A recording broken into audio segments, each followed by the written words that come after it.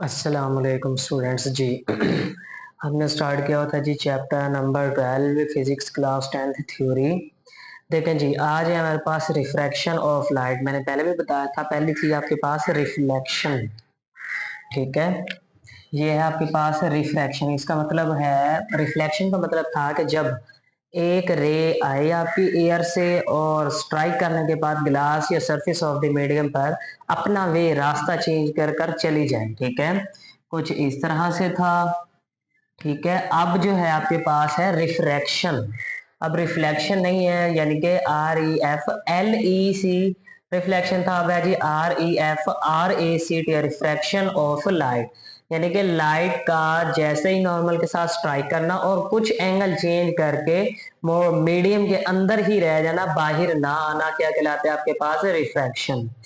देखें जी, स्टार्ट करते हैं रिफ्रैक्शन ऑफ लाइट को। Light coming from under water portion of object. वो कहता है जी, लाइट जो आपके पास आ रही हो अंडर वाटर, अंडर मीन्स नीचे, वाटर पानी की सतह पर। देखें जी, आपने ग्लास लिया, पोर्शन ऑफ ऑब्जेक्ट किसी भी ऑब्जेक्ट के, इमेज डायरेक्शन, इमेज की जो डायरेक्शन होगी लीव्स वाटर, वाटर के नीचे होगी आपके पास या वाटर पर होगी। The bending of light, bend, bend का मतलब होता है आपके पास मुड़ना। ठीक है, यानी कि टकरा कर मुड़ना of a light as it passes from one transparent. Transparent किसे बोलते हैं? ट्रांसपेरेंट बोलते हैं नजर आने वाला। ठीक है, यानी कि ऐसा मीडियम होता है आपके पास ट्रांसपेरेंट जिसमें आप अगर फॉर एग्जांपल के कोई खिड़की या वाल है, जिस तरह से अगर एग्जांपल दूं आपको, तो ग्लास लगा हुआ है, तो आप ग्लास से क्लास के अंदर भी देख सकते हैं और क्लास के बाहर भी देख सकते हैं। ठीक है, तो वो होता है जी आपके पास transparent medium. Into another is called refraction. ठीक है, कहता जी किसी ट्रांसपेरेंट मीडियम में जब आपके पास रेज अपनी डायरेक्शन चेंज करती हुई दिखाई देगी आपको, तो वो क्या कहलाएगी जी आपके पास रिफ्रैक्शन ऑफ लाइट। अब रिफ्रैक्शन नहीं, रिफ्लेक्शन नहीं, यहाँ क्या वर्ड है?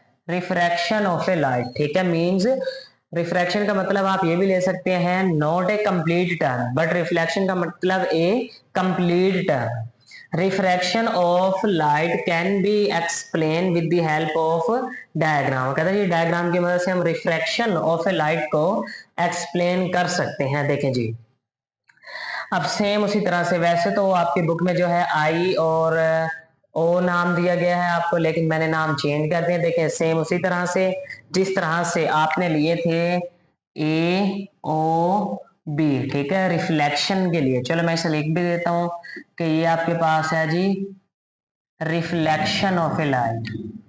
ठीक है, रिफ्लेक्शन है ये आपके पास, और जो अब आप डिस्कस कर रहे हैं वो है रिफ्रैक्शन, जिस तरह से सेम चैप्टर नंबर 10 में था आपके पास। अब देखें जी इंसिडेंट रे। अब इंसिडेंट रे किसको कहा था हमने? यानी कि जो रे हवा, एयर, हवा से होती हुई मीडियम में एंटर हो रही हो, उसे हम कहते हैं जी इंसिडेंट रे। और फिर उसके उसके ऊपर जो एंगल बनता है उसको हम कहते हैं जी एंगल ऑफ इंसिडेंस। ठीक है, एंगल ऑफ इंसिडेंस। ठीक हो गया। तो ये आपके पास आने वाली रे ए ओ, सेम उसी तरह से जिसमें रिफ्लेक्शन में आया था। अब देखिए रिफ्लेक्शन में था कि आपने क्या जो रे है उसने पाथ टर्न कर लिया था। अब ये उस पाथ टर्न तो हुआ, लेकिन रहा उसी मीडियम में ही आपके पास। तो ये है आपके पास सेम उसी तरह से एंगल ऑफ रिफ्रैक्शन। वहां रिफ्लेक्शन था, यहाँ है आपके पास रिफ्रैक्शन। तो जिसको आपने ना किससे डिनोट किया था? आई आर से। उधर angle of incidence I, angle of refraction R से। रिफ्रैक्टेड रे है, यानी कि अपना वे चेंज करने वाली रे है आपके पास ये। ठीक है, तो ये डायग्राम थी आपके पास, और ये जो आपने बॉक्स बनाया हुआ या मीडियम लिया हुआ ये है आपके पास ग्लास मीडियम। ठीक है, इनके ट्रांसपेरेंट मीडियम है आपके पास। अब देखें जी, ये मेन डेफिनेशन है आपके पास रिफ्रैक्शन ऑफ लाइट की। द प्रोसेस, वो अमल of bending of light, bend का मतलब मोड़ना। ठीक है, कम वे चेंज करना, as it passes from one medium to another, जब रे, वो अमल जिस में लाइट अपना टर्न हो रही हो एक मीडियम से दूसरे मीडियम में जाते हुए, लेकिन उसका कुछ हिस्सा टर्न हो रहा हो, is called refraction of light. तो उसको हम नाम देते हैं जी रिफ्रैक्शन ऑफ ए लाइट का। ठीक है, तो जी ये टॉपिक कंप्लीट हुआ आपका रिफ्रैक्शन ऑफ लाइट। नेक्स्ट चलते हैं जी हम लॉज ऑफ रिफ्रैक्शन। अब अगर इन दोनों को कंपेयर किया जाए तो ये जो लॉ ऑफ रिफ्रैक्शन है ये आपके पास ज्यादा इंपॉर्टेंट है, ठीक है। इंपॉर्टेंट ये ज्यादा इस वजह से है क्यों, क्योंकि इसमें जो भी अब लॉ पढ़ेंगे आप उसमें एक को नाम दिया जाता है स्नेल्स लॉ का, ठीक है। तो बाजू का डिफाइन या एक्सप्लेन स्नेल्स लॉ के नाम से शॉर्ट भी पूछ लेता होता है आपके पास। अगर ये लॉन्ग के लिए पूछेगा तो ये पूरा पूछेगा आप किससे, और अगर लॉन्ग शॉर्ट के लिए पूछेगा तो सिर्फ ये लॉज ऑफ रिफ्रैक्शन, या लॉज ऑफ रिफ्रैक्शन भी इंपॉर्टेंट है शॉर्ट के लिए, और दूसरी बात स्नेल्स लॉ भी अहम है। देखिए जी लॉज ऑफ रिफ्रैक्शन को डिस्कस करते हैं। द इंसिडेंट रे, अब इंसिडेंट रे कौन सी आती है आपके पास, मीडियम में आने वाली रे। रिफ्रैक्टेड रे, रिफ्रैक्टेड रे कौन सी थी, थोड़ा सा स्ट्राइक करने के बाद टर्न करने वाली रे। एंड नॉर्मल पॉइंट, और नॉर्मल, नॉर्मल को हमने किससे डिनोट करते हैं, एन से, ठीक है। Of incidents R lies in same plane, तीनों ये सेम उसी तरह से ही किसमें होने चाहिए आपके पास, एक प्लेन में ही होने चाहिए, ठीक हो गया। नेक्स्ट है जी दी रेशियो, रेशियो बोलते हैं निस्बत को। वैसे जब रेशियो की बात करते हैं तो रेशियो का मतलब होता है तकसीम, ठीक है। इनके ratio of sine angle of incidence I, देखिए हम यहाँ से साइन आई लिया हमने, ठीक है, to the sine of angle of refraction R. अब रिफ्लेक्शन नहीं रिफ्रैक्शन है, मैं बार बार बता दिया आपको, तो इसको रिफ्रैक्शन पढ़ना, रिफ्लेक्शन नहीं पढ़ना आप लोगों ने। साइन ऑफ इंसिडेंस ऑफ आई, तो इसे हम लिख सकते हैं जी साइन आई, देखिए जी हमने लिख लिया साइन आई। फिर उसके बाद है जी sine of angle of refraction R, तो इसे हमने क्या लिखा, लिख सकते हैं जी साइन आर, ठीक हो गया। इज नोन एज रिफ्रैक्ट, अच्छा R always equal to a constant, ये किसके बराबर होते हैं, कांस्टेंट के। फिर आगे उस कांस्टेंट को नाम किसका दिया जाता है जी, is known as refractive index. अब ये डेफिनेशन आ गई जी आपके पास, रिफ्रैक्टिव इंडेक्स की भी मजीद आगे एक्सप्लेनेशन भी मिलेगी। अब देखें साइन आई ओवर साइन आर को अभी हमने पढ़ा था किसके बराबर पुट करते हैं, एक कांस्टेंट के, तो कांस्टेंट ले लिया हमने एन, ठीक है। Sine I divided by sine are is equal to N, is called Snell's law. अब ये जो स्नेल्स लॉ है आपके पास इंपॉर्टेंट है शॉर्ट क्वेश्चन के लिए, ठीक है।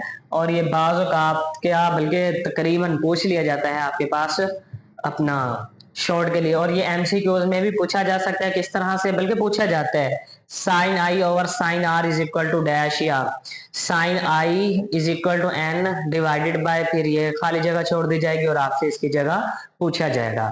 चलो ये दूसरा कंप्लीट हो गया, पहला था रिफ्रैक्शन ऑफ लाइट, दूसरा है जी आपके पास लॉज ऑफ रिफ्रैक्शन। अब तीसरा है जी हमारे पास speed of a light in medium. अब देखिए स्पीड को हम डिनोट किया करते थे v से, ठीक है, और जो यूनिट है यूनिट होता था हमारे पास मीटर पर सेकेंड, ठीक है, ms minus one. The speed of light, speed of light, light की स्पीड इन एयर। अब देखें ये पहली क्या दी गई है आपको जी, एयर के लिए कितनी है, 3.0 मल्टीप्लाई 10 की पावर 8 मीटर पर सेकेंड। ये पूरा एज इट इज याद रखना है। शॉर्ट के लिए तो इंपॉर्टेंट है ही है क्योंकि एक्सरसाइज वाला भी होगा, उसके अलावा भी ये आपका MCQs में भी पूछ लिया जाता है, ठीक है। However, speed of light in water और ग्लास डिक्रीजेस, ठीक है, लेकिन वो कहते हैं कि जो आपके पास स्पीड ऑफ लाइट है किस किस में, वाटर में, पानी में और ग्लास में, वो कम है। डिक्रीज का मतलब होता है आपके पास कम होना, किससे कम है, speed of water is speed in water.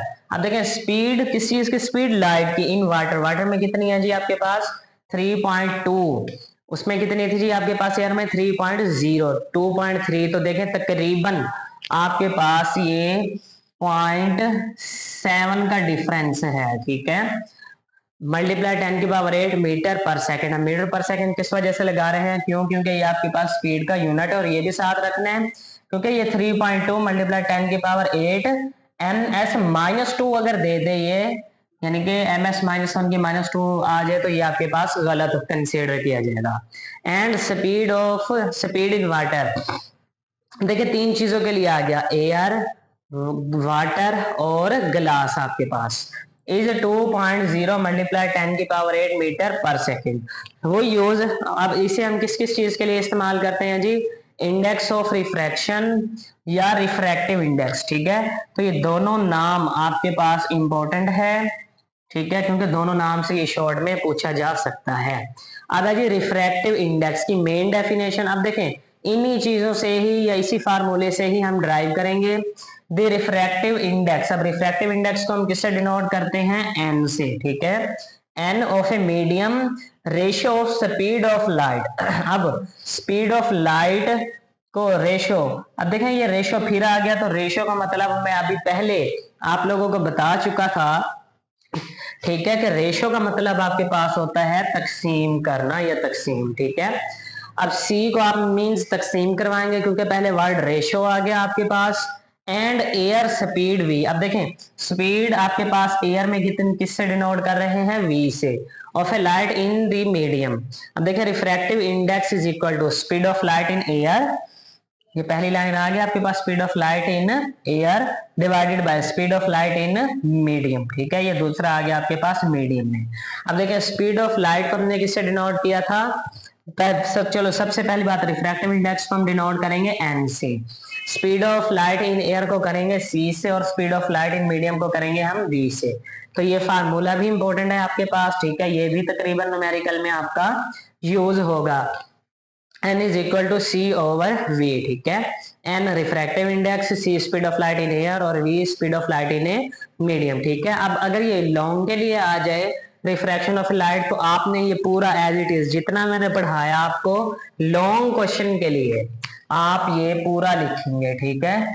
और अगर ये लॉन्ग के लिए ना आए, क्योंकि ये लॉन्ग तो है बट इंपॉर्टेंट लॉन्ग नहीं है, तो अगर ये लॉन्ग के लिए नहीं आता आपके पास तो शॉर्ट के लिए आता, तो फिर ये तकरीबन 1 2 3 और 4 शॉर्ट बनते हैं आपके पास, ठीक है। तो इन 4 शॉर्ट में से कुछ भी वो पूछ सकता है, और जो एमसीक्यूज के लिए आ सकते थे, ठीक है, वो भी मैंने आपको लिख दिए हैं कि ये आपके पास एमसीक्यूज के लिए भी इंपॉर्टेंट है।